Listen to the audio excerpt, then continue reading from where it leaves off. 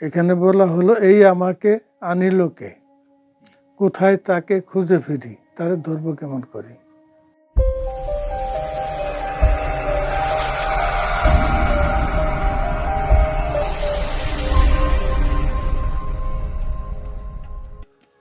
এখানে বলা হলো, এই আমাকে আনিল কে, কোথায় তাকে খুঁজে ফিরি, তারে ধরবো কেমন করি।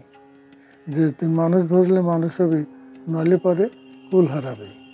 এই কুলটা কি, যে তোরা 14 গোষ্ঠী পাইলি উদ্ধার আসিয়া এই ত্রিভুবনে জননী সে জনম দানে।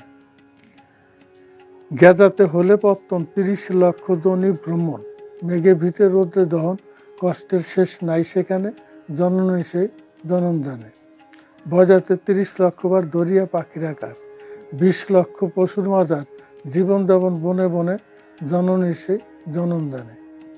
তো আজাতে 4 লক্ষ বার সাধনার ফল মানব আকার, আদিল বলে মন রে আমার, মানুষ ভজ জেনে শুনে জননী সে জনম দানে। তাহলে এখানে 30, 30, 60 আর 20, 80 আরো 4, 84। তাহলে এখানে মূলত বিষয়টা হচ্ছে 18,000 মখলুকাত, তার মধ্যে 6,000 আইজা, 6,000 গেজা, 6,000 বয়জা, এই 3, 6, 18,000। এই 18,000 মধ্যে ধরো 6,000 বয়জা না গেজা, এই 6,000 গেজার মধ্যে ধান একটা আইটেম। গেজা কি বিষয়? মানে গ্যাজের থেকে হয়। গ্যাজের থেকে যেটা হয় সেটা হলো গেজা, আর ডিমের থেকে যেটা হয় সেটা হলো বয়জা, আর আয়জা সরাসরি যে বাচ্চা প্রসব করে সেটা হলো আয়জা। এই 3, 6, 18,000। তাহলে ধান একটা আইটেম যদি হয়, তো এই ধান তো একরকম না, বহু রকম। ডাইলও একরকম না, বহু রকম। এই বহু বিন্যাস করতে করতে এই 18,000 মখলুকাতের মধ্যে 84 লক্ষ হচ্ছে পারাপারের নদী। এই জীবকুল, সমস্ত জীবকুল এই 84 লক্ষের মধ্যে ঘুরপাক খাচ্ছে। এই ঘুরপাক থেকে মুক্তি পাওয়া যায় কিভাবে?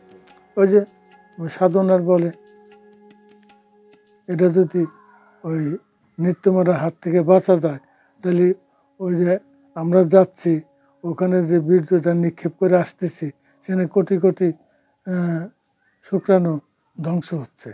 তাহলে আমরা তো সবাই খুনি কেসের আসামি। প্রকাশ্যে যদি এটা খুন করি তার জন্য ফাঁসি হয়, আর এই যে লক্ষ লক্ষ খুন করতেছি, এর বিনিময় কি হবে? এরই প্রেক্ষিতে ওই যে 84 লক্ষের ফের স্রষ্টা দিয়ে দিয়েছে, যে ওখানে ফের খাটপা, মানে এখানে ধ্বংস করবো, ওখানে ফের কাটিয়ে শোধ দিতে হবে।